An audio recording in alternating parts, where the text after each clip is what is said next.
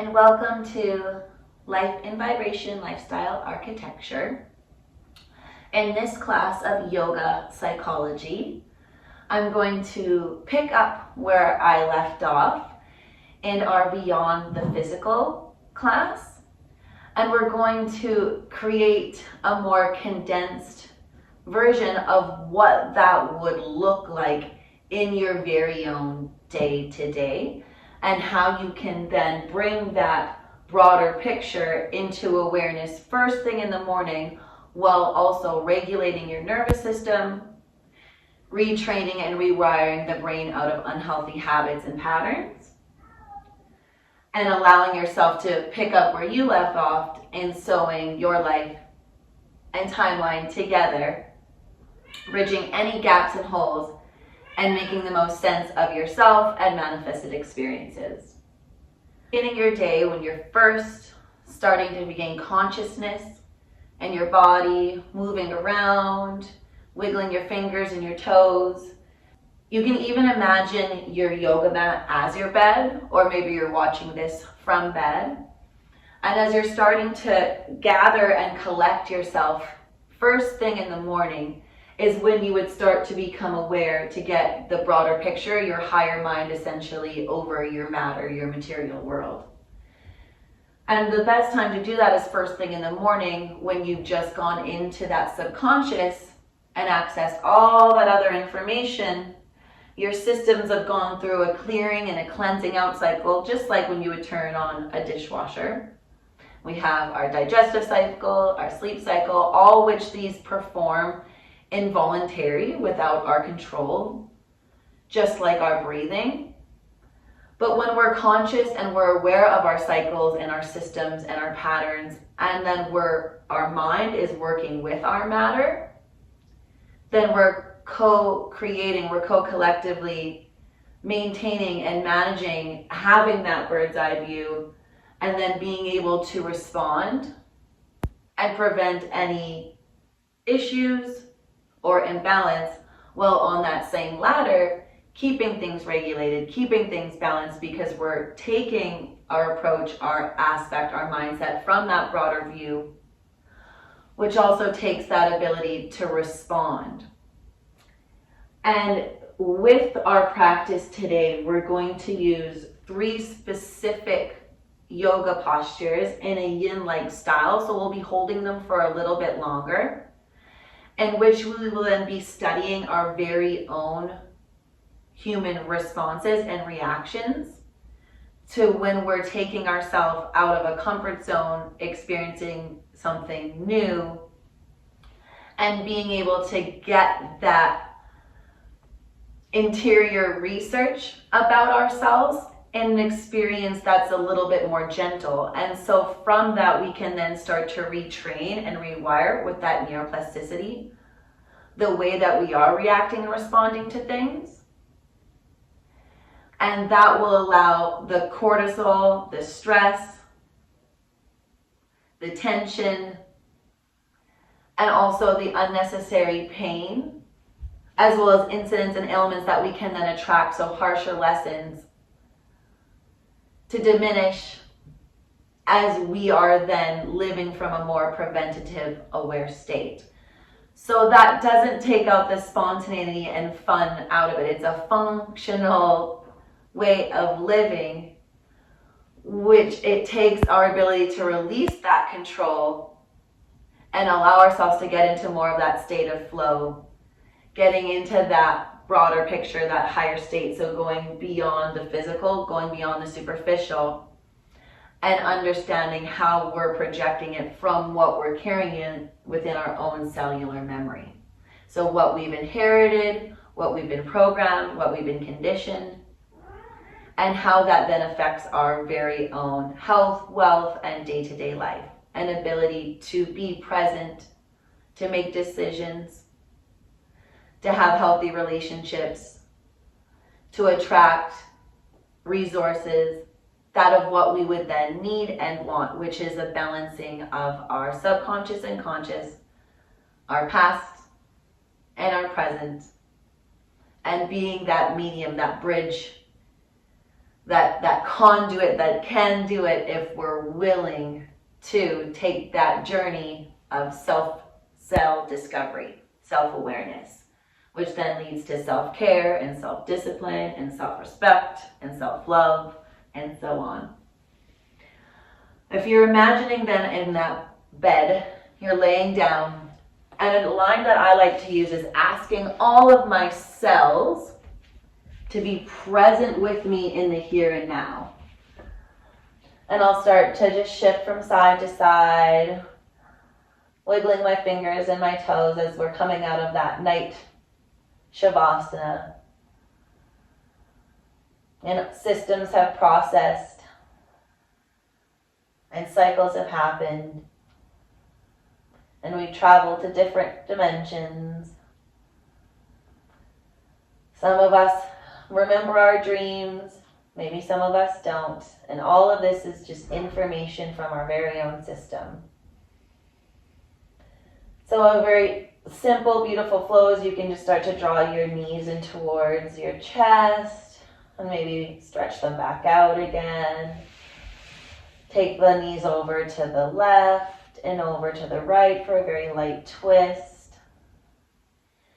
The classic extending the arms over the head, taking a big inhale through the nose and exhaling a sigh out the mouth.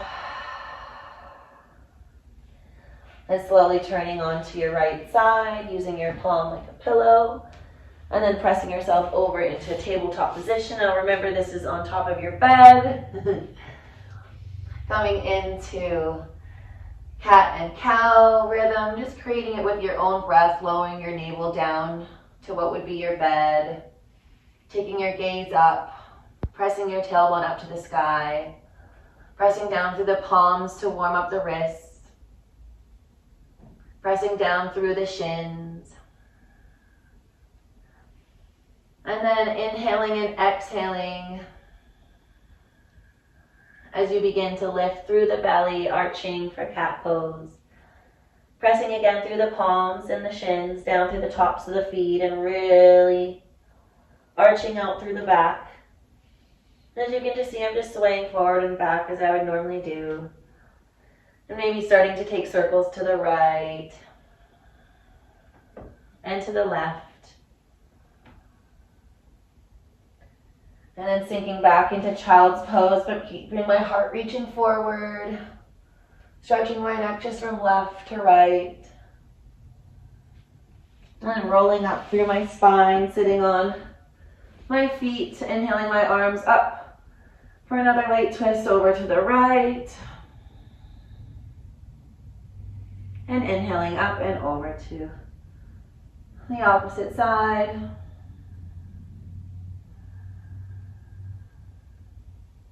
And then from here, the palms can come behind and you can lift up your knees, stretching through the front of the ankles.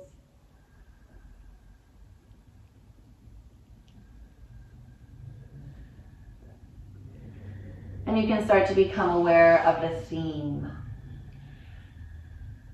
Picking up where you left off from yesterday, reaching the palms of the hands forward, coming back into tabletop position. Just to extend and reach through, coming into a very playful downward dog on your bed, where you'd be bending into your legs, into your knees, alternating or together, possibly rippling forward into high plank, maybe arching your way back into an active downward dog, rippling and waving, migrating the energy.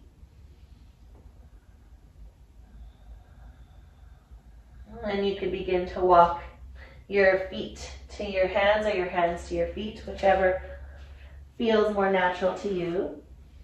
Listen to your body, coming into a forward fold, big bend in the knees. Remembering still you're on your bed, so we're just taking a very simple, mindful approach to warming up and getting in our body.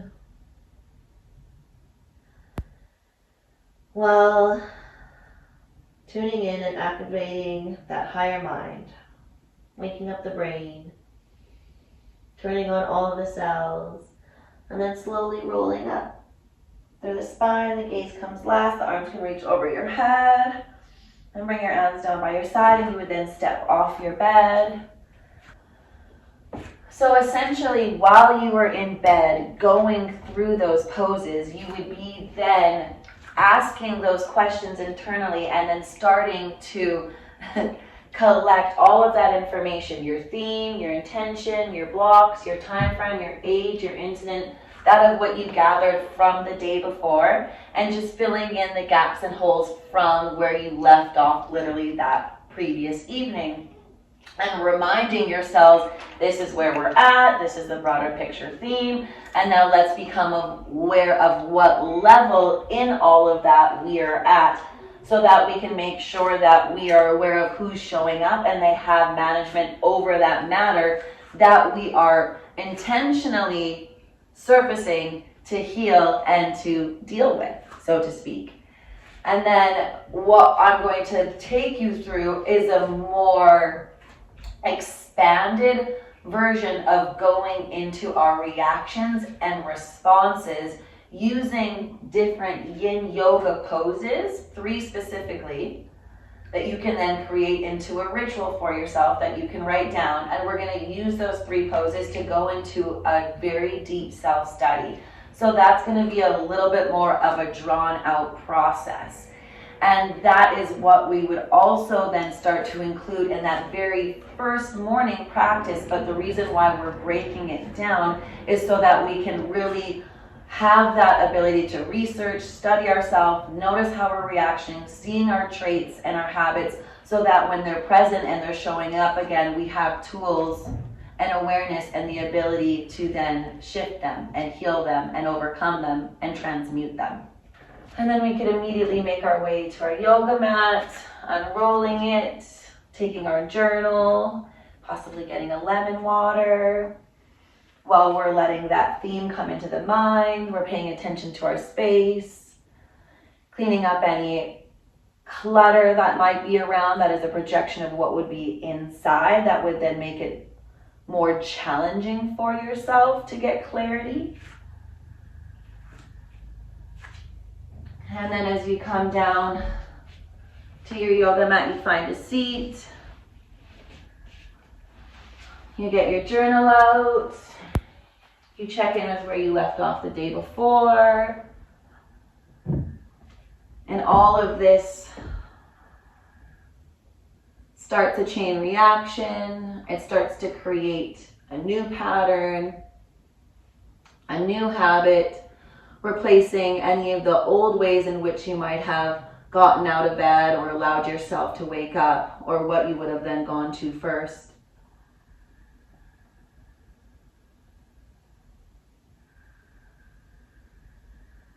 And we're healing a lot of those urges, those impulses, those desires, which come from the feeling, the water, which is the mammalian part of the brain, which is the creature of habit. And so we're all creatures of habit. So let's make sure those habits are actually working for us and not against us. And that's then aligning with our real nature to nurture that nature as opposed to working against it. So flowing with the stream.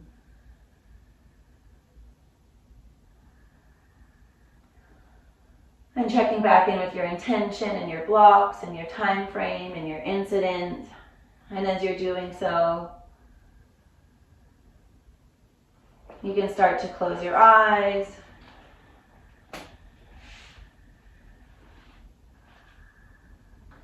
And find that disciplined seat, reaching tall through the spine.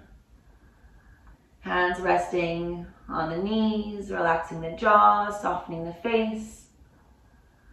Slight tuck of the chin in towards the chest as if you're holding an orange or a grapefruit. Letting go of any unnecessary tension.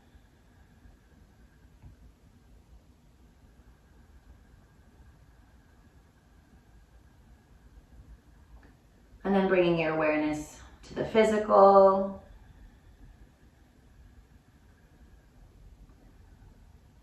The environment, the materials of the clothes, the scents, the smells, your own physical body. then get into the emotion, feeling that of your own, and that of who you might be empathically picking up in the room around you.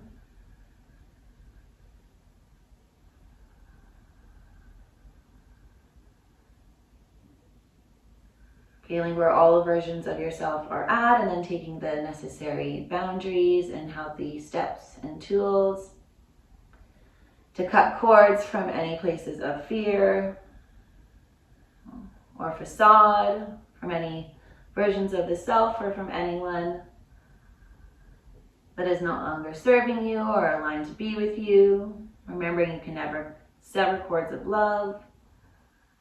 And this is just an energetic practice, nothing taboo or out there. It is one of the main things we are missing from our awareness of ourselves, which are vibration, frequency, energy,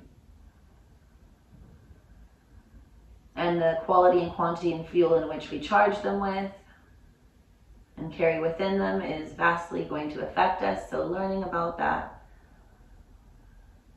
is one of the most important but enjoyable and purposeful aspects of being here, this human experience. And that even in itself can get us out of the more superficial and what might be less than important issues that might take over us. And what is this more earthly, dense experience?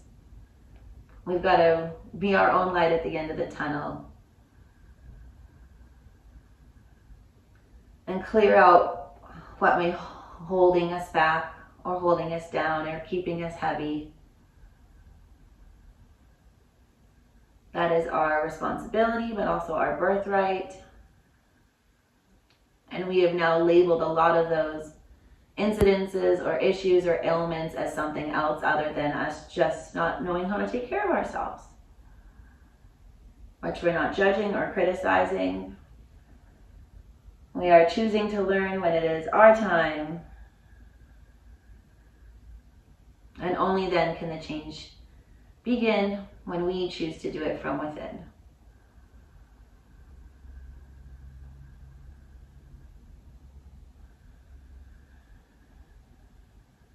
And so now that you've gathered all of that information, and that process is going to speed up over time. Of course, I'm just giving you guys the time and the guidance and the step-by-step to something that, as you're retraining, is going to take that practice and need that necessary taking of that 100 miles per hour, slowing it down, overcoming any egoic reactions, and then shifting into that state of willingness and wanting to, which it does. It takes tools. There's a process to it.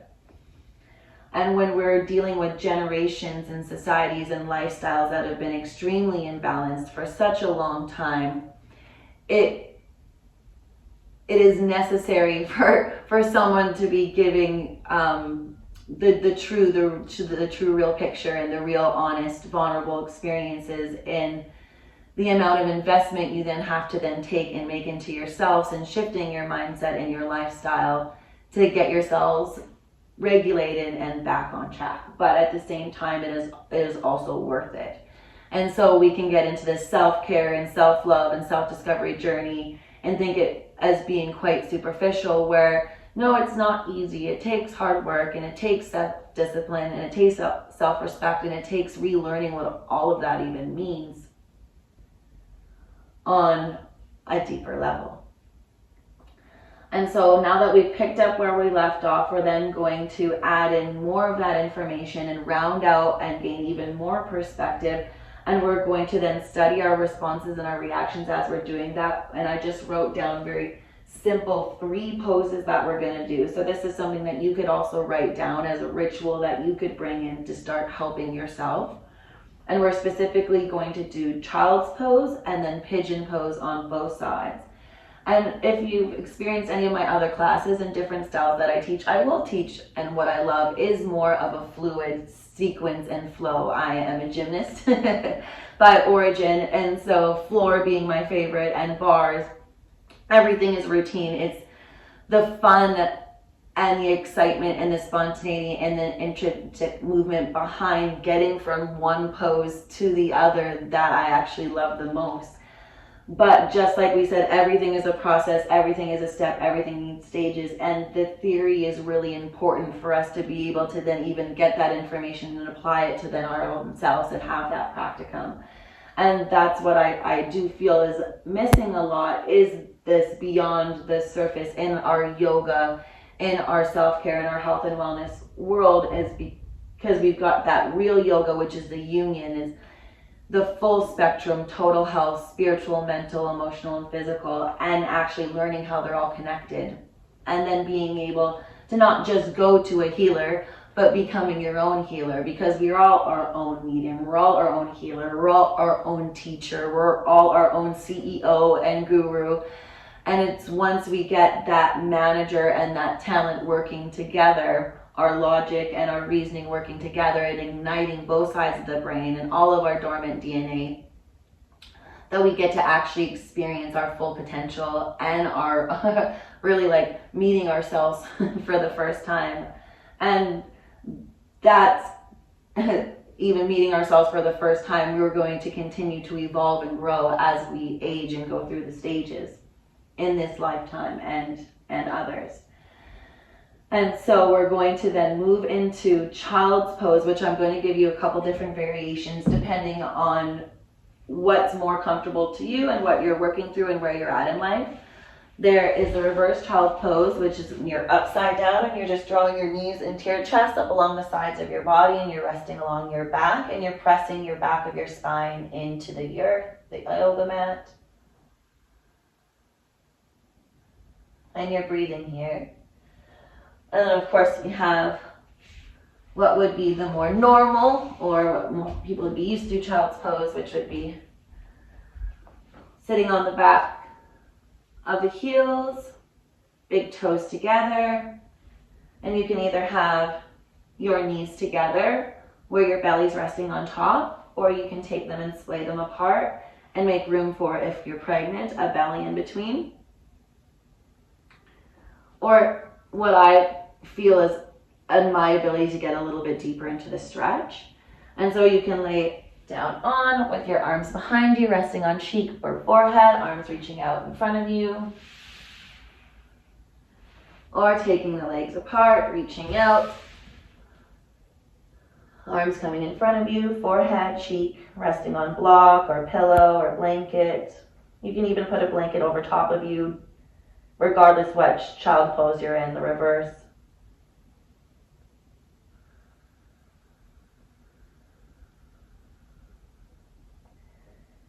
And if you're in the one where your belly is down on the yoga mat, you can take a blanket and rest it over top of your lower back, and it acts like just a soft pressure being placed on you. Just like a soft assist. So whichever child's pose you have found yourself, and we're going to start working through our breathing cycle.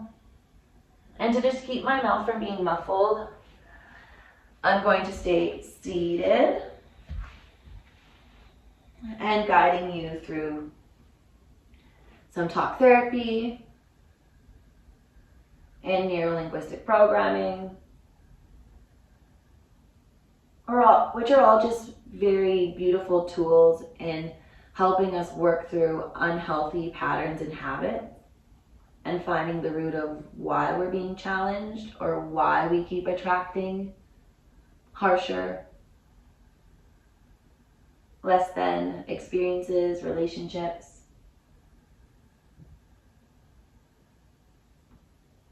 So while you're in your child's pose, start to inhale and breathe all the way up and down your spine. And then as you exhale, get a little bit deeper into the pose. And as you get deeper, just notice and study the first responses you receive internally. So we're going to study the internal dialogue. Like we're zooming in our camera to take a really close picture.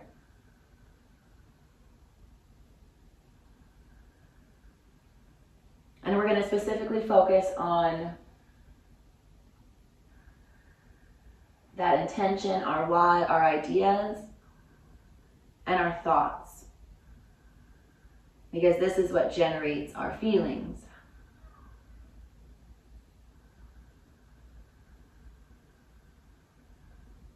And so the action is the child's pose, the physical action. And while you're in there, we're going to get the ideas, thoughts, and feelings that can then be surfaced from that action, from that pose.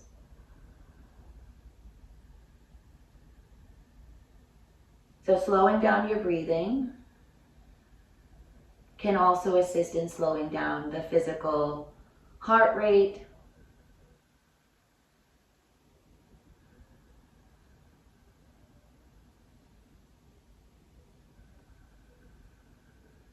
along with then the rate of your ideas and the thoughts and the pace in which they're flowing.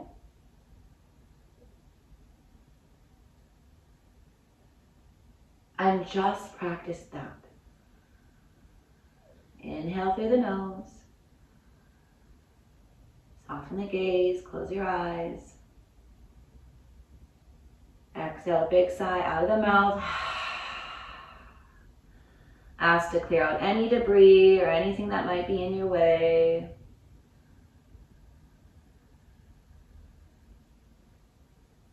Think of it as like emptying the recycling bin on your computer. And you can check it first to make sure there's anything you want to restore. And then empty it and let those files go. You can do that with another big inhale or exhale. If you're ever feeling like overwhelmed or anxious or pent up, that's information, your ideas, thoughts, feelings, and actions. And think of them being like spaghetti noodles in a pasta bowl and all of them being mixed up and jangled. And yes, that's great in a pasta with some sauce on it, but in our mind, we want our files to not be like knotted up spaghetti noodles, but to be more like a computer system with folders that are named and organized. And so we get to organize our organism, fine-tune our organs, so all the notes, the black and white, the light and dark, and everything in between.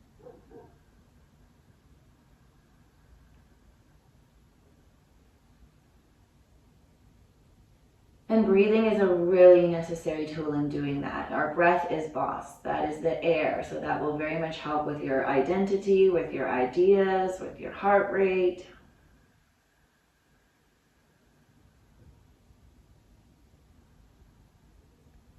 And breathing is something that is involuntary, governed by the reptilian brain, but it is also something that we can then work with and manage to help regulate our nervous system. There's different balancing techniques, grounding techniques, lightning techniques, all of which will cause a chemical reaction. And so asking your body what you need and developing that communication and relationship with it will then also shift you out of that state of control and into the parasympathetic, which will start to feed more of the right brain and charge the air and water elements, which will get extremely drained.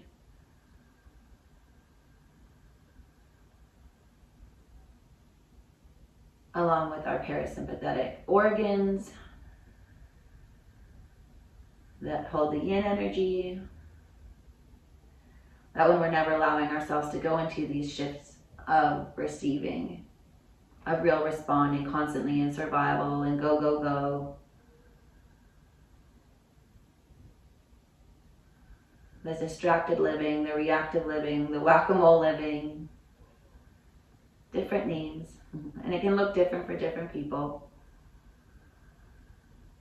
but all signs that the nervous system needs some tender love and care.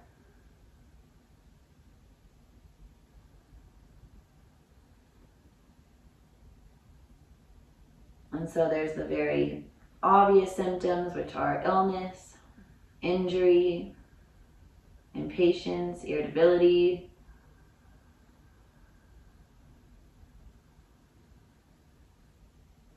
All signs from your cells that you're not taking the best care of yourself. You're giving yourself a bit of a harsher ride. And that with more awareness and more care, there could be more prevention and more enjoyability. If that's a word, enjoyable, more enjoyable. More availability to things that are enjoyable. You're rounding out your frequency, your vibration. So you're going to give yourself access to attract different things. As you shift, so will that of your experiences, your relationships, that of what you're attracted to, that of what you're not attracted to.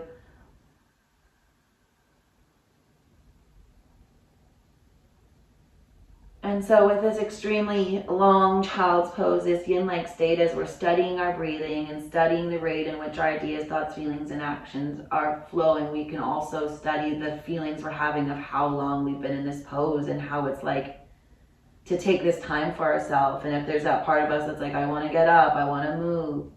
Or if there's any part of our body that might have started to hurt or needed to adjust or needed to shift itself.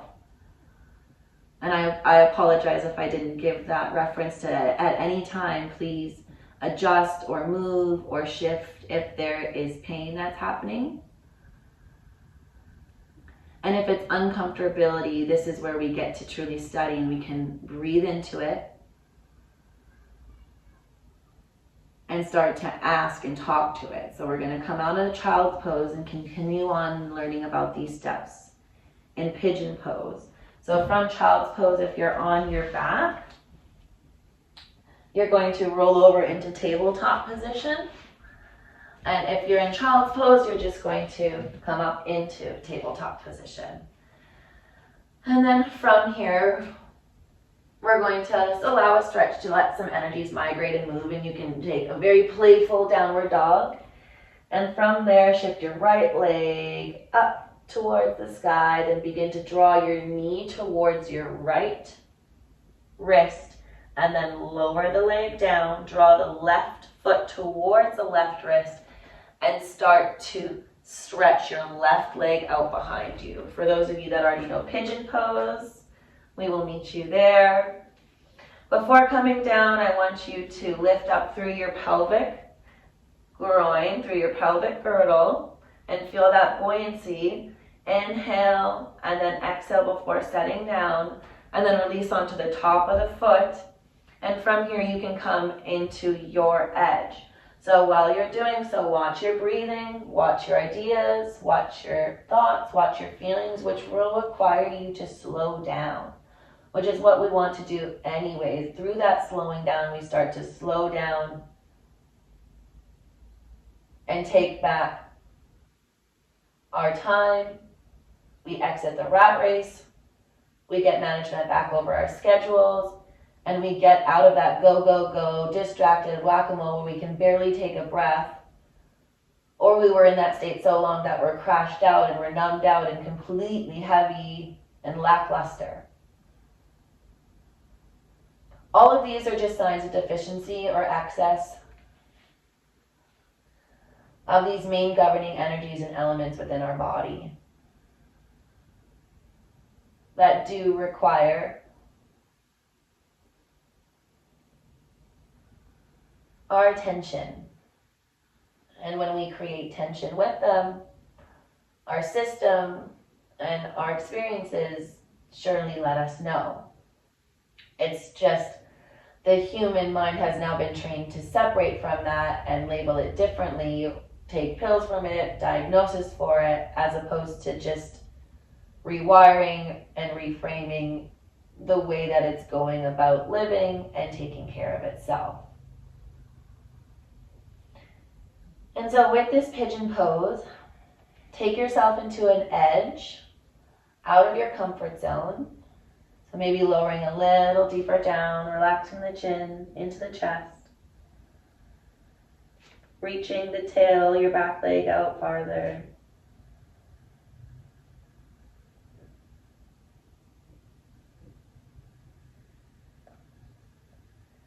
And then finding an area that's speaking to you the loudest. And direct your breathing specifically into that point. So it could be your thoughts. Your mind could just be going crazy, like a monkey jumping vine to vine or a dog chasing a squirrel.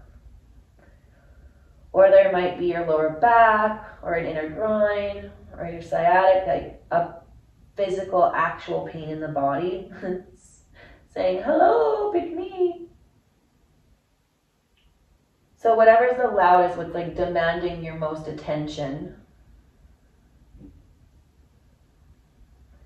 let's give it our focus. Let's give it our breath, our air, our oxygen. And then start to ask, what is stored here? What is stored in this area? And then listen. And remember that the real information will come up first, and then all the trained responses and reactions and coping mechanisms will come in after. So just study all of that, notice all of that, without any judgment. Take that bird's eye view. You can take like that third party approach to yourself. You're like, oh, Stacy, what do you got going on there? It helps to create, and not a separation, but not to take it so personal, because we're carrying our ancestors and our collective's debris and patterns and habits.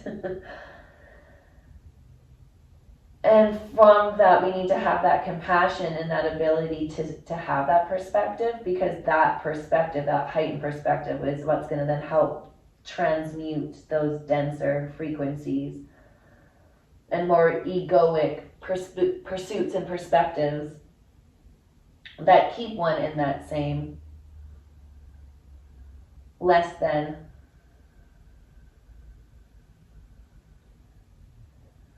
same cycles, same loops, because it takes that willingness to see differently, to change the belief, to change the perspective, to alchemize and shift the frequency.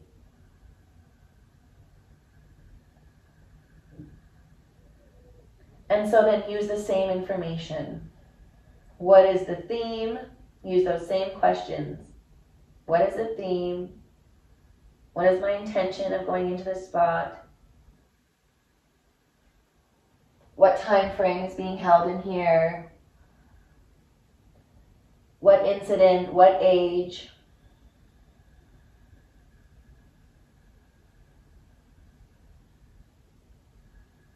As we're retraining those natural occurring energies, those questions will start to come to you, for you, from you.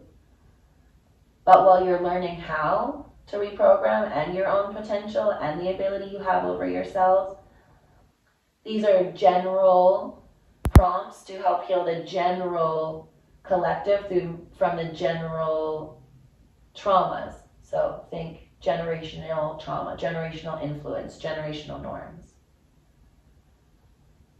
And when we're in these poses long enough, that actually gives us the time to study it, because that's when we actually then start to open those can of worms and things will start to surface. Where we're in the pose longer, we might then start to feel a pain somewhere else. And then we've worked through one issue, so then another issue comes, or it's actually connected somewhere else, so then that will start to show up for you. And this all happens in your very own senses, in your ideas, in your thoughts, in your feelings, in your actions. And so that's why communicating with that internal dialogue and your very own fluctuations and experiences through your senses, and learning about what's behind them, what's beyond them, and being able to label them correctly and gain that relationship with your body, with yourselves, that in itself is a powerful healing ritual. And those tools are tools that can be then used and evolved for a lifetime that are then what we should have learned while we were learning what it was to be a human. And so we're slowly going to come out of this pose by using our palms. And we'll slide our knee back to tabletop position, rising back up into just a very active, playful downward dog, shaking out the neck. You're going to set up on the other side, extending the left leg out behind you, drawing the knee underneath you towards the left wrist. Left foot goes toward right wrist. Finding that buoyancy in your pelvic girdle before setting down. And coming into your edge to collect and gather the information and study your responses and reactions on the other side.